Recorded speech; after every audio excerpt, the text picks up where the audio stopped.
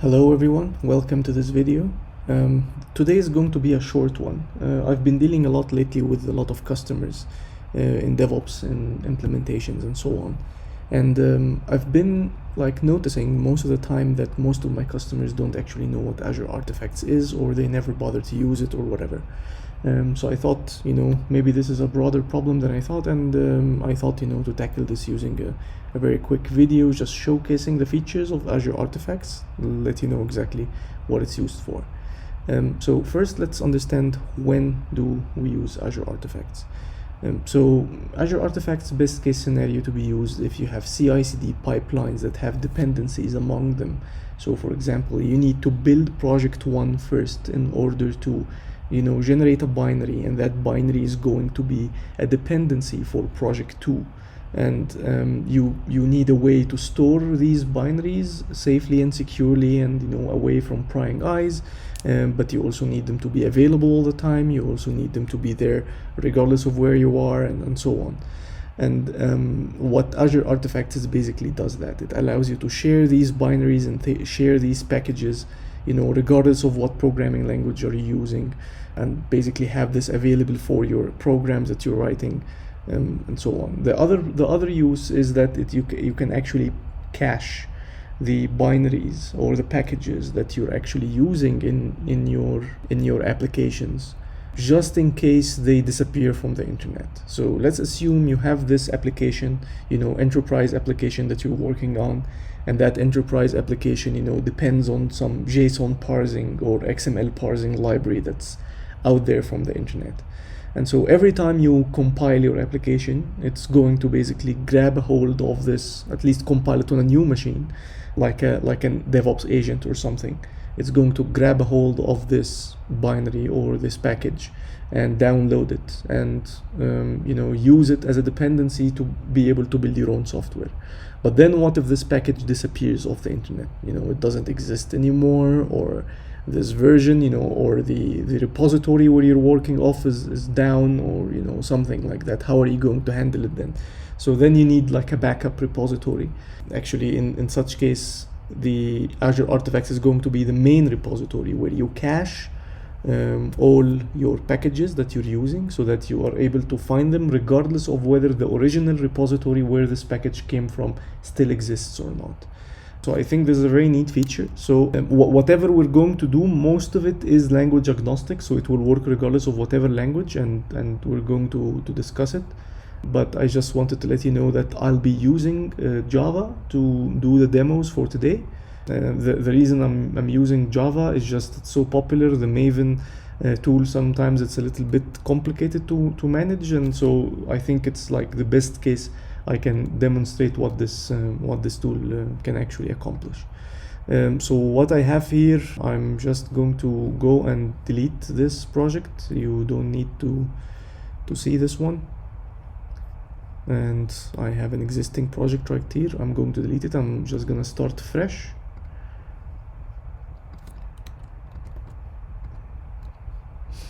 And I'm just gonna open a terminal window, and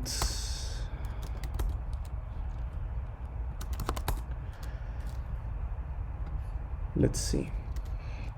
So I'm in a directory right now. I have a folder on my machine called source, and this is where I keep all the sources. I'm gonna go make a directory, and let's call this DevOps. And so this is my project that I'm working on. Let's assume this is a large enterprise application, and I'm gonna go CD DevOps, and I'm just gonna open Visual Studio Code. And what Visual Studio Code is going to do, basically allow me to create those Java projects that we want to work with. So I'm just working with fresh projects. There is no reason for me to do that except just to show you everything from scratch. So I'm just gonna go here, create new project, Java new project. I'm gonna use Maven. You can also use Gradle or Ant or anything like that to do this, but I think Maven is going to be the standard, that at least the most popular thing that people use with Java. And I'm just using a project template out there, like the first one I found. I'm by no means a Java developer even. I don't even know Java. I just know how to build those apps, because I've been exposed to it a lot in the wild before. And so we're just waiting here until this archetype is generated. So now it's asking me for the group ID. I think this is probably something like the organization you work for, artifact ID, that's like the project you're building. So project 1 and 1.0 snapshot, that's gonna be fine. And then the package as well. Actually no, let's do that again. I think the package here should be the same name as the project, so let's try that again. Artifact ID project 1.0 snapshot, and this is going to be project 1 as well. And yes, so now we have a project 1 folder right here, and it just contains a source file. I'm not gonna touch that, I don't care about it. And then the pom.xml, which is basically the descriptor where all the dependencies are that you're using. So that's very good. We can do the same in project 2. So let's do the exact same thing one more time. And create project, Maven. This archetype is fine, this version of it is fine. And we're gonna save it, you know, right next to it in the same destination folder. Okay, good. So now again, same thing. And this is going to be project 2. And this is the version. Oops, I messed up something here. Okay. And this is gonna be project 2. So that's very good. And we have 2 projects right now. So let's assume I want to make project 1 depend on project 2. So this should be built first, and then whatever jar file comes out of the project 1, I need to use this jar file in project 2. So the way people used to do that before goes something like this. You go to the dependency here, and you know, just can add a new dependency. And then the group ID was this, the artifact ID was project 1, the version was 1.0-snapshot, and the scope is system, because we want to reference a system file, and then a system path.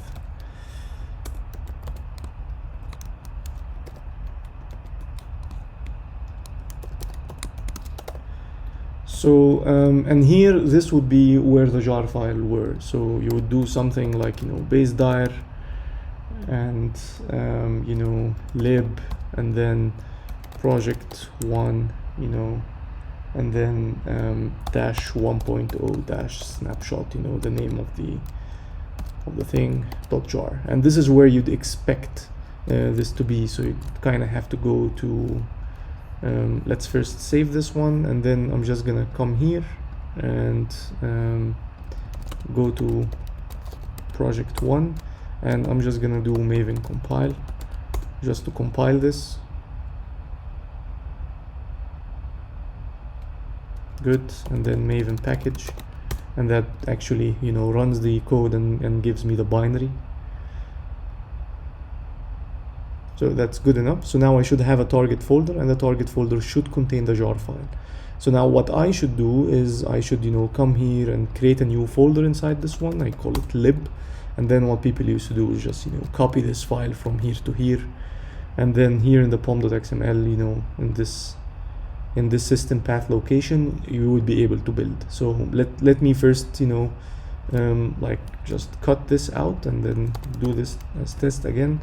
And let me now go to project 2 and show you that if you don't have the file in place, this will not compile.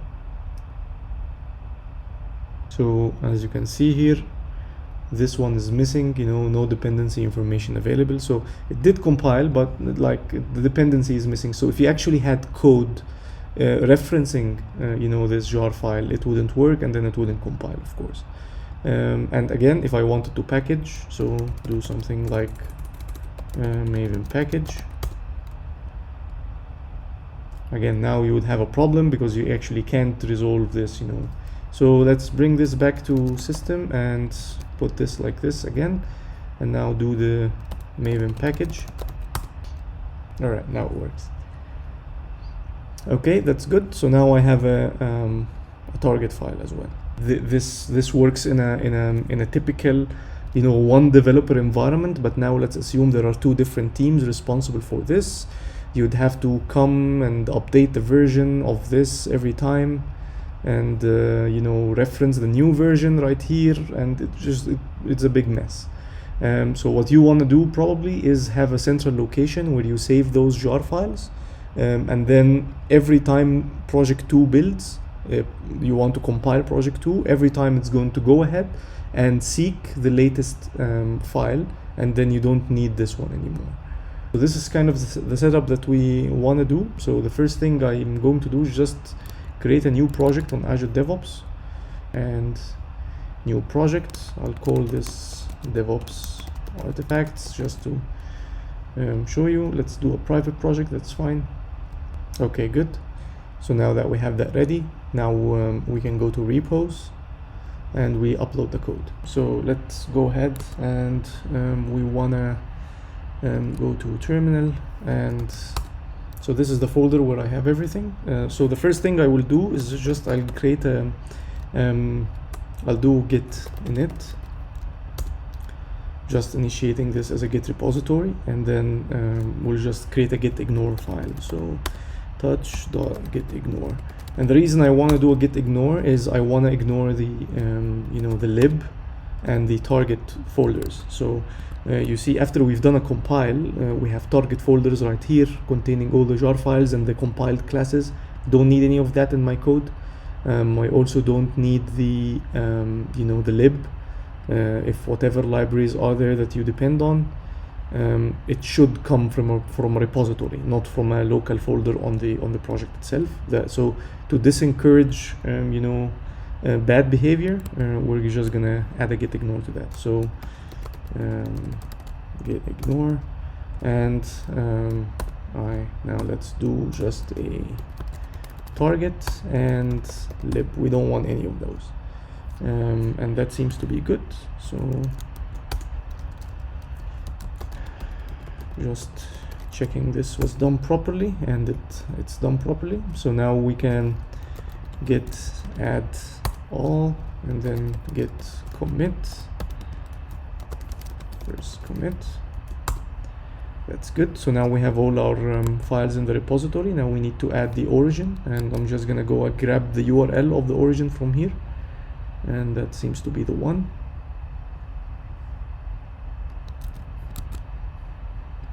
So git remote add origin, and then this is my origin, and now I get to git push, and then the branch I want to push to. Okay, now that's uploaded. Now I should refresh this page and find my files on there. All right, that's good. And you can see here it didn't bring any target or lib file. So we have a very clean source code. Only the source exists here. No jar files, nothing in it. All right. And now the next thing I need to do is just to actually show you how to. Now we're gonna use this later to actually build our software. But let's work on a local build first. How do we use Azure Artifact now? How do we integrate Azure Artifact into our product? So we come to Artifacts. The first thing we need to do is create a feed. A feed is basically a package repository. The feed is going to be DevOps Artifacts. I think it just DevOps is fine. I'll just call it or you can call it with the same name as your organization. It's supposed to be the same, the name of this app. Usually that's like the best practice. So if you're building, just call it project, if you like, project.app or something like that. That's fine. And then who has access to it? Again, you can just choose. Usually it's members of this project that you're working, or members of this DevOps organization, or you can specify the people who has access to it. And include packages from common public sources. This is what I'm telling you about, is the NuGet and npm.js and Maven repositories and so on. So if you reference a public package that's coming from one of these public repositories, it's going to be cached on your Azure Artifacts feed. And then the scope. So you can do an organization-wide scope. That means this feed right here is going to be available for all your applications and all your projects, or you can do it like project-based, so only for this application. So I want it only for this application and no need to do more than that. So what I want to show you as well is that here we have actually other binaries that are referenced. So you can see here, like there are, you know, other dependencies, maybe like the JUnit dependency right here. And I don't have that. This is going to come from the Maven repository. So again, this is my feed. Now I need to connect my pom.xml to it. So again, this is where we're technology agnostic completely. So if you're using Python like pip, you can do it from here, Gradle, Maven, NPM, Visual Studio, and there is even ways to do this you know, without like just by command line. If you want like to upload a zip file into there or something, you can just do so. So this is all I need to do, is just to add this as a repository into my pom.xml. And so I'm just gonna copy this, and I should have a repositories section in my pom.xml. So I'll do this for the project 1 first. Is there a repositories section here? There isn't, so we should create one. So we come here and do repositories. If I can spell it right, let's see. And then we can paste this. I have a formatting tool, so I can just, you know, format this document to make it look pretty. And that's basically the URL where it's going to try to, you know, synchronize all these packages. That's good for this one. We can do the same here. And I'll just copy what I've done in the first one. So like so. Okay, that seems good. Now, but how am I okay, so this is a private artifact repository, of course. So how am I going to reach it? So there has to be a way for me to authenticate against this URL. And of course, I don't want to put any secrets on the POM file itself, because this is a code file, could leak out via the code or anything like that. So the way you do it is in the Maven tool itself. You're going to be able to do this. So we come here. There's an M2 folder for Maven, and that contains a settings.xml. So I can do cat settings.xml just to show you. And well, here we have the feeds and the name of the feed, the ID, the username I want to use, and the password I want to use. So now let's go ahead and create this. And the way we do it here in Azure is via public personal access tokens. So you just come and create a personal access token here. I'm just gonna create one, and so the name, actually you should call it something like project.app. Artifacts or something. So it should be something very unique. So here I want to read, write, and manage packages. So I'll create this, and this is the username, and this is the password. So I already have the username copied. So what I can do is just just edit this.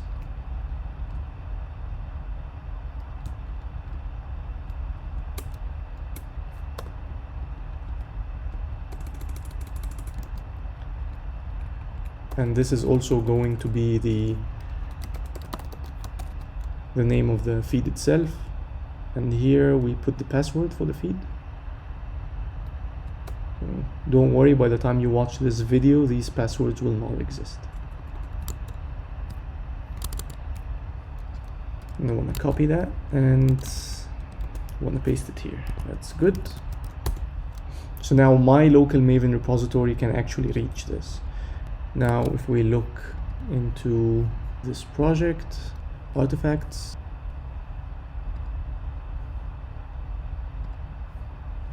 Oh, the username is wrong. Let's do that again. That seems I picked the wrong username.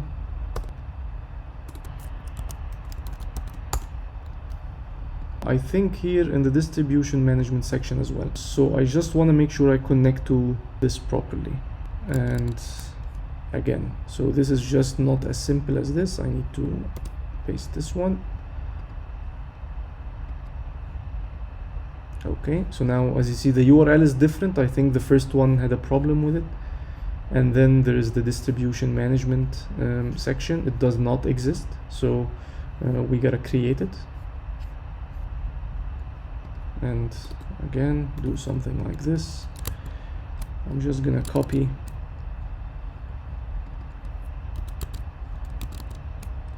that, paste the same thing again. Okay, and again I will put the repositories in it.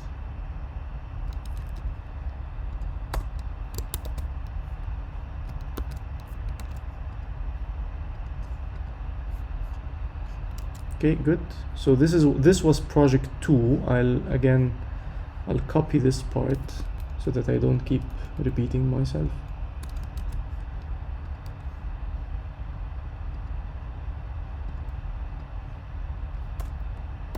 Okay.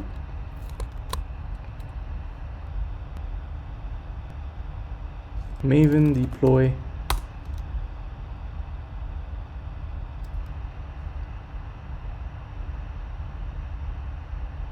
So now it's uploading the jar file that it's compiled, and you can see it tags on a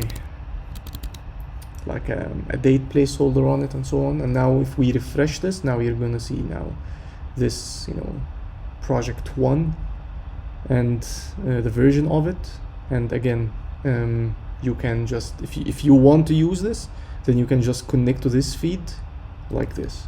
So now when I use my dependency, I don't need all that other stuff in this other pom.xml in project 2. Instead, I'll just do this. Okay, and as long as I have the repositories here and the distribution management set properly, then project 2 should compile, even though now I'm just gonna delete this just to prove to you. I don't have access to the lib folder at all now. So again, now let's go to project 2 and let's do a Maven compile.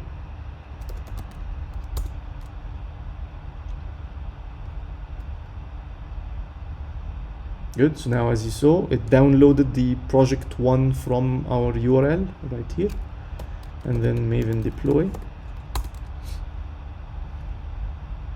And now the output of project 2 is in itself another jar file. And so I'm also going to need this jar file to be there. Now you can exclude the jar file from being uploaded if you don't want to, but why would you? I honestly see no problem having your repositories up there. And there you go. Now you have these two dependencies completely resolved. So now I just need to upload this to my sorry, not this one, let's do it here, and git add any changes, git commit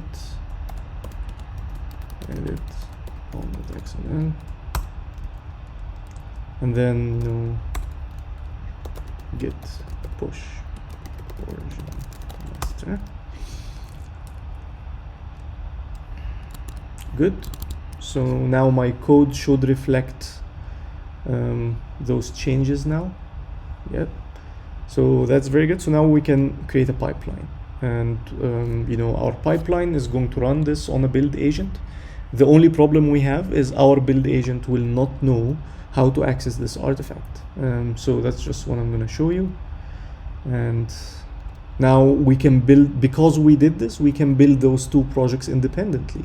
So if we hadn't done that, if we hadn't used an artifact repository, as a central repository that you can just put your packages on, in a typical scenario, you would have to build project 1 in order to build project 2, and that would prolong the build time and, you know, generate redundant versions and stuff like that. But now you don't need to do that.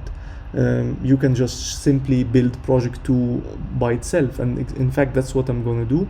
I'm going to use a classic editor here because I just don't want to dabble with YAML. It's almost midnight my time and I'm pretty tired.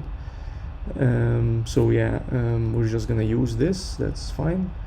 And this is a Maven build that I want to do, so I'm just gonna use the Maven template, and what it does, it just does a Maven build. I also don't need to publish, you know, J test unit results or anything like that. So this is the location of the POM file. So I just don't want to build everything here. I want to build project 2 only.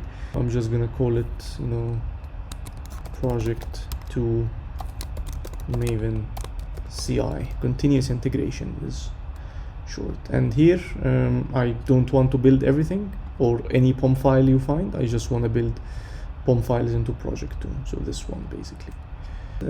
That's good. So now we're building this. The only problem with project 2 is it depends on project 1. Well, here I'm not building project 1.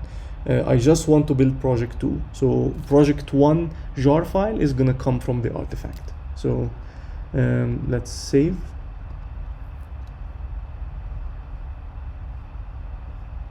And queue, and I want to show you what's going to happen.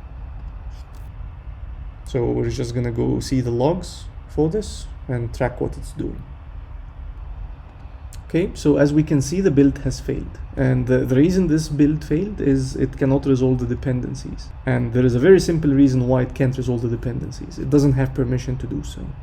So on my machine, what we've had to do is we've had to go to the M2 directory and modify this file in order to like grant it permission, or grant my Maven, like this .m2 settings.xml is basically contains the key where I can find this repository. So every time I run Maven knows where my repositories are and how, you know, have the key to access them.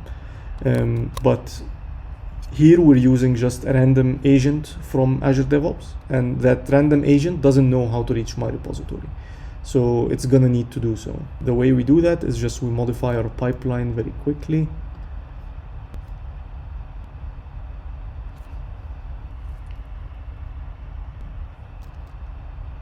So we can authenticate built-in Maven feeds. These are just, you know, it's a checkbox that's just gonna make sure that we authenticate the Maven feed before actually, you know, running the build. And so let's save and queue.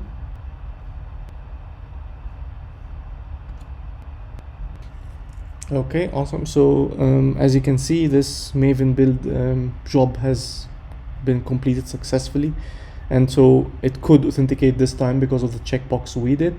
If you're authenticating to a repository where you don't have access to, just have them, you know, generate for you a personal access token, and you can literally just, I think there is a job specifically done for it. We'll insert this for you. So I'm not sure. Yeah, Maven Authenticate, and that basically provides credentials for Azure Artifact feeds and external Maven repositories. So that's just in case that you're contacting a feed that is outside the boundaries of your project, which can be the case in sometimes. So you put it before this one, and here you just, you know, show me which feed you want to do. So I want to connect to this feed, and then, okay, where am I going to get the credentials from? So you can, you know, create new credentials, and it will save it somewhere and then retrieve it on the machine, on the build agent itself. Now, what we've done here, you can do with any other language. You don't need to use Java for it. It's if you're using anything else. Here is the feeds replicating from Maven Central. So again, these are feeds being used by our project. So again, instead of our project every time going to Maven Central to grab the repository, I've cached the version we use here. Now, if it disappears from Maven Central, I don't care. I still have my insurance copy of it, just to be sure that whatever happens, I'm going to be able to build my own software. and I'm not going to be stuck with, you know, disappearing dependencies from the internet or something like that. And you can of course reverse this decision if in case you ever want. So again, this feed will host everything, you know, pip, twine, .NET, NuGet, whatever. And again, universal packages as well. You can just simply use command line to push whatever file you want, as long as you know your applications are going to need it. You can just push it up there manually. If you have like a random jar file, you can use Gradle to push it. Like some of my customers have something like a telephony library or a payment gateway library that they use, and it comes in the form of a sealed jar file that they don't have the source code to. So if you ever want to upload something like that, you know, you can just use command line to make sure that this jar file is uploaded to your feed, or you can use Gradle, for example. And that's it for today. I hope you learned something.